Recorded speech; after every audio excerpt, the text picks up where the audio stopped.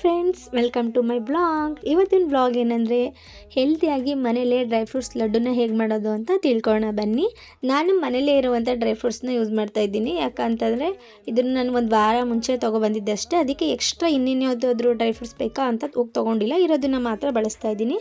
ಅದಕ್ಕೆ ಗೋಡಂಬಿ, ದ್ರಾಕ್ಷಿ, ಹಾಗೆ ಕರಿ ದ್ರಾಕ್ಷಿ, ಹಾಗೆ ಪಂಪ್ಕಿನ್ ಸೀಡ್ಸ್, ಹಾಗೆ ಚಿಯಾ ಸೀಡ್ಸ್, ಹಾಗೆ ಸನ್ಫ್ಲವರ್ ಸೀಡ್ಸ್, ಹಾಗೆಯೇ ಗೋಡಂಬಿ, ಹಾಗೆಯೇ ಗಸಗಸೆ, ಹಾಗೆ ಖರ್ಜೂರ, ಇದನ್ನು ನಾನು ಹಾಕಿ ಮನೆಯಲ್ಲೇ ಮಾಡೋಣ ಅಂತ ಮಾಡ್ತಾಯಿದ್ದೀನಿ. ಮೊದಲಿಗೆ ನಾವಿಲ್ಲಿ ಖರ್ಜೂರನ ಬೀಜ ಎಲ್ಲ ತೆಗೆದು ನೀಟಾಗಿ ಒಂದು ಮಿಕ್ಸಿ ಜಾರ್ಗೆ ಹಾಕ್ಕೊಂಡು ಲೈಟಾಗಿ ಅದನ್ನು ರುಬ್ಕೋಬೇಕು. ತುಂಬ ನುಣ್ಣಗೆ ರುಬ್ಬೋದಕ್ಕೆ ಹೋಗಬೇಡಿ, ಲೈಟಾಗಿ ರುಬ್ಕೊಳ್ಳಿ ಸಾಕು. ಯಾಕಂದರೆ ಅದನ್ನು ಕಲಿಸೋದಕ್ಕೆ ಸ್ವಲ್ಪ ಸ್ಮೂತ್ನೆಸ್ ಇದ್ದರೆ ಸಾಕು. ಆಮೇಲೆ ಅದನ್ನ ತುಪ್ಪಲ್ಲಿ ಫ್ರೈ ಮಾಡೋದ್ರಿಂದ ತುಂಬ ನುಣ್ಣಗೆ ರುಬ್ಬಿದ್ರೆ ಫುಲ್ ಅಂಟು ಥರ ಆಗುತ್ತೆ. ಅದಕ್ಕೆ ಲೈಟಾಗಿ ಆದರೆ ಸಾಕು. ನೋಡಿ, ಈ ಥರ ರುಬ್ಕೊಳ್ಳಿ. ಅದನ್ನು ಒಂದು ಬೌಲ್ಗೆ ಹಾಕ್ಕೊಳ್ಳಿ. ಯಾಕಂದರೆ ಜಾರಲ್ಲೇ ಬಿಟ್ಟರೆ ಅದೆಲ್ಲ ಮತ್ತೆ ಕೈಯಲ್ಲೆಲ್ಲ ಹಾಕಿದೆಲ್ಲ ಹಿಂಸೆ ಆಗುತ್ತೆ. ಅದಕ್ಕೆ ಒಂದು ಬೌಲ್ಗೆ ಹಾಕ್ಕೊಳ್ಳಿ. ಇವಾಗ ನಾವು ಅದನ್ನೆಲ್ಲ ತುಪ್ಪದಲ್ಲಿ ಹಾಕ್ಕೊಂಡು ಫ್ರೈ ಮಾಡ್ಕೊಳ್ಳೋದಕ್ಕೆ ರೆಡಿ ಮಾಡ್ಕೊಳ್ಳೋಣ ಬನ್ನಿ. ಹಾಗೆಯೇ ಡ್ರೈ ಫ್ರೂಟ್ಸ್ನ ನೀವು ಲೈಟಾಗಿ ಕಟ್ ಮಾಡಿಕೊಂಡ್ರೆ ಒಳ್ಳೆಯದು. ಬಾದಾಮು ಅದೆಲ್ಲ, ಯಾಕಂದರೆ ಫುಲ್ ದಪ್ಪ ಇದ್ದರೆ ಅದನ್ನು ಉಂಡೆ ಎಲ್ಲ ಮಾಡೋದಕ್ಕೆ ಹಿಂಸೆ ಆಗುತ್ತೆ. ಅದಕ್ಕೆ ಲೈಟಾಗಿ ಕಟ್ ಮಾಡ್ಕೊಳ್ಳಿ ಬಾದಾಮ್ ಅದನ್ನೆಲ್ಲ, ಡ್ರೈ ಫ್ರೂಟ್ಸ್ನ.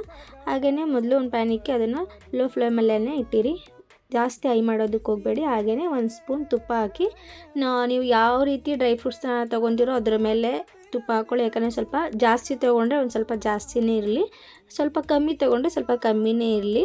ತುಂಬ ಸ್ವೀಟ್ ತಿನ್ನಲ್ಲ ಅನ್ನೋರು ತೀರಾ ಕಮ್ಮಿನೇ ಹಾಕ್ಕೊಳ್ಳಿ. ಯಾಕಂದರೆ ಸಿಕ್ಕಾಪಟ್ಟೆ ತುಪ್ಪದ್ದು ಘಮ ಘಮ ಅನ್ನೋ ಸ್ಮೆಲ್ ಜಾಸ್ತಿ ಬರುತ್ತೆ. ಅದಕ್ಕೇ ಹಾಗೆಯೇ ಡ್ರೈ ಫ್ರೂಟ್ಸ್ನ ಒಂದೊಂದಾಗಿಯೇ ಹಾಕ್ಕೊಂಡು ಲೈಟಾಗಿ ಲೋ ಫ್ಲೇಮಲ್ಲೇ ಇಟ್ಕೊಂಡು ಫ್ರೈ ಮಾಡ್ಕೊಳ್ಳಿ. ಜಾಸ್ತಿ ಹೈ ಫ್ರೈ ಮಾಡೋದಕ್ಕೆ ಹೋಗಬೇಡಿ, ಸ್ವಲ್ಪ ಸೀದೋಗಿಬಿಡುತ್ತೆ ಡ್ರೈ ಫ್ರೂಟ್ಸು. ಯಾಕಂದರೆ ಟೇಸ್ಟೇ ಚೇಂಜ್ ಆಗಿಬಿಡುತ್ತೆ. ನಾವೇ ಒಂಥರ ಮಾಡೋದಕ್ಕೆ ಹೋದರೆ ಅದೇ ಒಂಥರ ಆಗೋಗಿರುತ್ತೆ. ಅದಕ್ಕೆ ಲೈಟಾಗಿ ಲೋ ಫ್ಲೇಮಲ್ಲೇ ಇಟ್ಕೊಂಡಿರಿ, ಜಾಸ್ತಿ ಹೈ ಮಾಡೋದಕ್ಕೆ ಹೋಗಲೇಬೇಡಿ.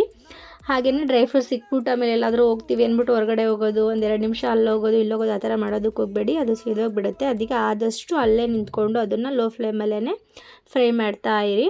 ನೋಡಿ, ಈ ಥರ ಮಿಕ್ಸ್ ಮಾಡ್ತಾ ಇರಬೇಕು ಡ್ರೈ ಫ್ರೂಟ್ಸ್ನ. ಹಾಗೆಯೇ ತುಪ್ಪದ ಘಮ ಘಮ ಅನ್ನೋದು ಮೂಗಿಗೆ ಹಾಗೆ ಸಕ್ಕತ್ತಾಗಿ ಹೊಡಿತಾ ಇತ್ತು. ನಾನು ಕೂಡ ಅದೇ ಹೇಳ್ತಾ ಇದ್ದೀನಿ, ಸೂಪರಾಗಿ ಬರ್ತಾಯಿತ್ತು ಸ್ಮೆಲ್ ಮಾತ್ರ. ಹಾಗೆಯೇ ಡ್ರೈ ಫ್ರೂಟ್ಸು ಆಲ್ಮೋಸ್ಟು ಈಗ ಡ್ರೈ ಫ್ರೂಟ್ಸ್ ತೊಗೊಂಡಾಗ ನಾವು ಅಲ್ಲಿ ನೋಡಿರ್ತೀವಿ, ಡಿಮಾರ್ಟಲ್ಲಿ ಆಗಲಿ ಎಲ್ಲೋ ಒಂದು ಅಂಗಡಿಗಳಲ್ಲಿ ತೊಗೊಂಡಾಗ ಅದು ರೋಸ್ಟೆಡ್ ಅಂತ ಬರೆದಿರುತ್ತೆ. ಅದಕ್ಕೆ ನಾವು ಒಂದು ಸ್ವಲ್ಪ ಫ್ರೈ ಮಾಡಿದ್ರೆ ಸಾಕು, ಘಮ ಘಮ ಅನ್ನೋ ಥರ ಸ್ಮೆಲ್ ಬರ್ತಾ ಇರುತ್ತೆ. ನನಗೂ ಕೂಡ ಅದೇ ಫೀಲ್ ಆಗ್ತಾಯಿತ್ತು.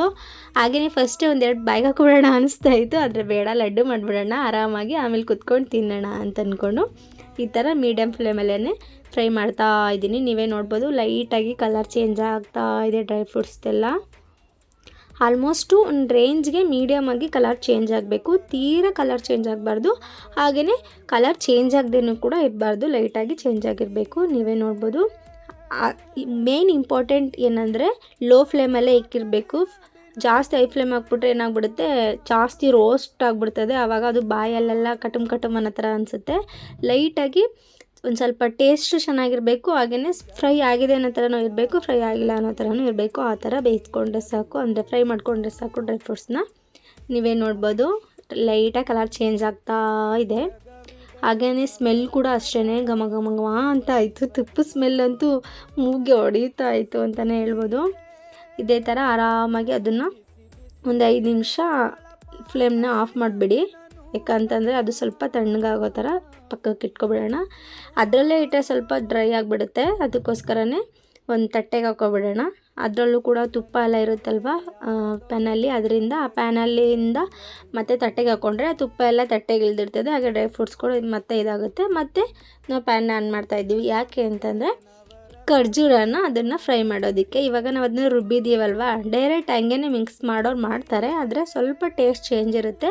ಹಾಗೆ ಸ್ವಲ್ಪ ಅದು ಫುಲ್ಲು ಸ್ವಲ್ಪ ಗಟ್ಟಿ ಇದೆಯಲ್ವಾ, ಅದನ್ನು ಸ್ವಲ್ಪ ತುಪ್ಪದಲ್ಲಿ ಹಾಕ್ಕೊಂಡು ಲೈಟಾಗಿ ಹುರ್ಕೊಂಡ್ರೆ ಅದು ಸ್ವಲ್ಪ ತುಂಬ ತೆಳೆ ಆಗುತ್ತೆ. ಹಾಗೆ ನಾವೆಲ್ಲ ಉಂಡೆ ಕಟ್ಟೋದಕ್ಕೆ ಸ್ವಲ್ಪ ಈಸಿ ಆಗುತ್ತೆ ಅಂತ. ನೀವು ಬೇಕಾದರೆ ಎಕ್ಸ್ಟ್ರಾ ತುಪ್ಪ ಹಾಕ್ಕೊಂಡು ಸ್ವಲ್ಪ ಅದನ್ನು ಫ್ರೈ ಮಾಡ್ಕೊಬೋದು ಖರ್ಜೂರನ. ಇಲ್ಲ ಬೇಡ ಅಂದರೆ ಈಗ ನಾವು ಮತ್ತೆ ಡ್ರೈ ಫ್ರೂಟ್ಸ್ನ ಫ್ರೈ ಮಾಡಿರ್ತೀವಲ್ಲ, ಅದೇ ಪ್ಯಾನಲ್ಲಿ ಹಾಕಿದ್ರೆ ತುಪ್ಪ ಎಲ್ಲ ಅದರಲ್ಲೇ ಇರುತ್ತೆ ಲೈಟಾಗಿ ಪ್ಯಾನಲ್ಲಿ, ಅದರಿಂದ ಅದರಲ್ಲೇ ಕೂಡ ಫ್ರೈ ಮಾಡ್ಕೊಬೋದು. ನಾನು ಯಾವುದೇ ತುಪ್ಪನ ಮತ್ತೆ ಎಕ್ಸ್ಟ್ರಾ ಹಾಕ್ಕೊಳ್ಳಿಲ್ಲ, ಅದರಲ್ಲೇ ಮತ್ತೆ ಫ್ರೈ ಮಾಡಿಕೊಂಡೆ. ನೀವೇ ನೋಡ್ಬೋದು ಒಂದು ರೇಂಜ್ಗೆ ಅದೆಲ್ಲ ಫುಲ್ ಕಲರೆಲ್ಲ ಚೇಂಜ್ ಆಗಿ ಸ್ವಲ್ಪ ತೀರ ಅಂಟು ಥರ ಇರೋದು ಸ್ಟಾರ್ಟಿಂಗಲ್ಲಿ ಹಾಕಿದಾಗ. ಆಮೇಲೆ ಅದನ್ನು ಫ್ರೈ ಮಾಡ್ಕೊಂಡು ನೀಟಾಗಿ ಮಿಕ್ಸ್ ಮಾಡಿಕೊಂಡ್ರೆ ಸರಿ ಹೋಗುತ್ತೆ. ನೀವೇ ನೋಡ್ಬೋದು ಸ್ಟಾರ್ಟಿಂಗಲ್ಲಿ ಒಂದೇ ಕಡೆ ಇದೆ ಖರ್ಜೂರ ಅದೆಲ್ಲ ಅನಿಸ್ತಾಯಿತ್ತು. ಆಮೇಲೆ ನೀಟಾಗಿ ಮಿಕ್ಸ್ ಮಾಡ್ಕೊತಾ ಹೋದರೆ ಅದು ಚೆನ್ನಾಗಿರುತ್ತೆ. ಆಮೇಲೆ ನಾವು ಗಸಗಸೆನ ಹಾಕಿರಲಿಲ್ಲ ಅಲ್ಲ, ಇವಾಗ ಗಸಗಸೆ ಮತ್ತು ಚಿಯಾ ಸೀಡ್ಸ್ ಎರಡನ್ನೂ ಕೂಡ ಹಾಕ್ಕೋಬೇಕು. ನೀವೇ ನೋಡ್ಬೋದು, ಎಷ್ಟು ಗಸಗಸೆ ಹಾಕ್ತಿರೋ ಅಷ್ಟು ಟೇಸ್ಟು ಚೆನ್ನಾಗಿರುತ್ತೆ. ನೀವೇ ನೋಡಿ, ನೀವು ಬೇಕಾದರೆ ಎಕ್ಸ್ಟ್ರಾ ಕೊಬ್ಬರಿ ಆಮೇಲೆ ಪಿಸ್ತಾ ಇದೆಲ್ಲನೂ ಕೂಡ ಆ್ಯಡ್ ಮಾಡ್ಬೋದು. ಆದರೆ ನಾನು ಯಾವುದನ್ನು ಆ್ಯಡ್ ಮಾಡ್ತಾಯಿಲ್ಲ, ಹೇಳಿದ್ನಲ್ವ ಅವಾಗೇ ಮನೇಲಿರುವಂಥ ಡ್ರೈ ಫ್ರೂಟ್ಸೇ ಖಾಲಿ ಆಗಲಿ ಫಸ್ಟು, ಆಮೇಲೆ ಬೇಕಾದರೆ ಅದನ್ನೆಲ್ಲ ತೊಗೊಂಡು ಮಾಡೋಣ ಇನ್ನೊಂದು ಸಾರಿ ಅಂತ ಅಂದ್ಕೊಂಡು ಮನೇಲಿರುವಂಥ ಡ್ರೈ ಫ್ರೂಟ್ಸ್ನೇ ಬೆಳೆಸ್ತಾಯಿದ್ದೀನಿ. ಕೊಬ್ಬರಿ ಎಂತಕ್ಕೆ ನಾನು ಯೂಸ್ ಮಾಡಿಲ್ಲ ಅಂತಂದರೆ, ಇವಾಗ ನಾನು ಒಂದು 4 ದಿನನಾದರೂ ಇಟ್ಕೋಬೋದು. ಅದು ಕೊಬ್ಬರಿ ಇಟ್ಟರೆ ಏನೋ ಒಂದು ಸ್ವಲ್ಪ ಟೇಸ್ಟ್ ಚೇಂಜ್ ಆಗುತ್ತೆ ಅಂತ ನನಗೆ ಅನ್ನಿಸ್ತು. ಅದಕ್ಕೋಸ್ಕರ ನಾನು ಕೊಬ್ಬರಿ ಬೆಳೆಸಿಲ್ಲ ಅಷ್ಟೇ. ಹಾಗೆಯೇ ಮಕ್ಕಳು ತಿಂತವೆ ಈ ಥರ ಫುಲ್ಲು ಡ್ರೈ ಇರಬಾರ್ದು, ಅದು ಸ್ವಲ್ಪ ಪುಡಿಯಾಗಿರಬೇಕು ಅಂದರೆ ಬೇಕಾದ್ರೆ ನೀವು ಡ್ರೈ ಫ್ರೂಟ್ಸ್ನ ಮಿಕ್ಸಿ ಜಾರಲ್ಲಿ ಹಾಕ್ಕೊಂಡು ಸ್ವಲ್ಪ ಲೈಟಾಗಿ ರುಬ್ಕೋಬೋದು. ಅಂದರೆ ತೀರಾ ರುಬ್ಬಿದ್ರೆ ಅಷ್ಟೊಂದು ಟೇಸ್ಟ್ ಇರೋಲ್ಲ, ಸ್ವಲ್ಪ ಲೈಟಾಗಿ ರುಬ್ಬಿದ್ರೆ ಬೇಕಾದರೆ ಆವಾಗ ಸ್ವಲ್ಪ ಚೆನ್ನಾಗಿರುತ್ತೆ. ಇದನ್ನು ನಾವು ದೊಡ್ಡವರೇ ತಿನ್ನೋದ್ರಿಂದ ನಾನು ಆ ಥರ ಏನು ರುಬ್ಬಿಲ್ಲ, ಬರೀ ಖರ್ಜೂರ ಮಾತ್ರ ರುಬ್ಬಿ ಮಿಕ್ಸ್ ಮಾಡೋದಕ್ಕೆ ಇಟ್ಟಿದ್ದೀನಿ ಅಷ್ಟೇ. ಹಾಗೆಯೇ ಪ್ಯಾನ್ ಆಫ್ ಮಾಡಿಬಿಟ್ಟು ಒಂದು 10 ನಿಮಿಷ ಆದಮೇಲೆ ಒಂದು ತಟ್ಟೆಗೆ ಹಾಕ್ಕೊಳ್ಳೋಣ, ಯಾಕಂದರೆ ಅದನ್ನೆಲ್ಲ ಉಂಡೆ ಮಾಡಬೇಕಲ್ವ, ಅದಕ್ಕೋಸ್ಕರ. ಅದರಲ್ಲೇ ಇಟ್ಟರೆ ಸ್ವಲ್ಪ ಫುಲ್ ತುಪ್ಪ ಎಲ್ಲ ಜಾಸ್ತಿ ಇರುತ್ತೆ, ಹಾಗೆಯೇ ಸ್ವಲ್ಪ ಬಿಸಿ ಇರುತ್ತೆ, ನಾವು ಉಂಡೆ ಮಾಡೋದು ಕಷ್ಟ ಆಗುತ್ತೆ ಅನ್ನೋದಕ್ಕೋಸ್ಕರ ಫುಲ್ ತಟ್ಟೆಗೆಲ್ಲ ಹಾಕ್ಕೊಳ್ಳೋಣ. ನೀವೇ ನೋಡ್ಬೋದು ಇವಾಗ ಫುಲ್ ಕಲರ್ಫುಲ್ಲಾಗಿ ಕಾಣ್ತಾ ಇದೆ. ಅದನ್ನು ಒಂದು 5 ನಿಮಿಷ ಆರೋದಕ್ಕೆ ಅಂತ ಬಿಡಬೇಕು. ಇಲ್ಲ ಬೇಡ ನಾವು ಸ್ವಲ್ಪ ಲೈಟಾಗಿ ಬಿಸಿ ಇದ್ರೇ ಉಂಡೆ ಮಾಡ್ಕೊತೀವಿ ಅನ್ನೋರು ಆವಾಗಲೇ ಉಂಡೆ ಮಾಡ್ಕೊಳ್ಳಿ.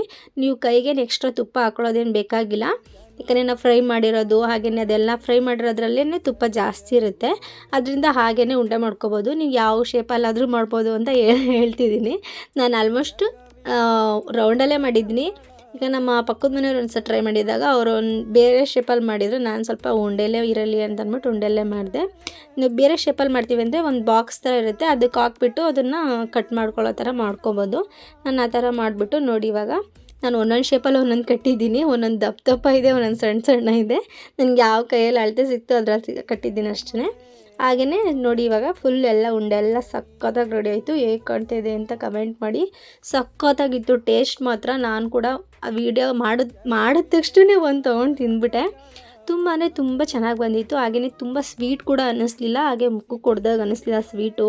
ಒಂದೊಂದು ಸ್ವೀಟ್ ತಿಂದರೆ ನಮಗೆ ಅಯ್ಯೋ ಏನಪ್ಪ ಇಷ್ಟೊಂದು ಸ್ವೀಟು ಅನಿಸುತ್ತೆ, ಆ ಥರನೂ ಇರಲಿಲ್ಲ. ಹಾಗೆ ಸ್ವೀಟ್ ಇಲ್ಲ ಅನ್ನೋ ಥರನೂ ಇರಲಿಲ್ಲ, ಮೀಡಿಯಮ್ ಆಗಿತ್ತು.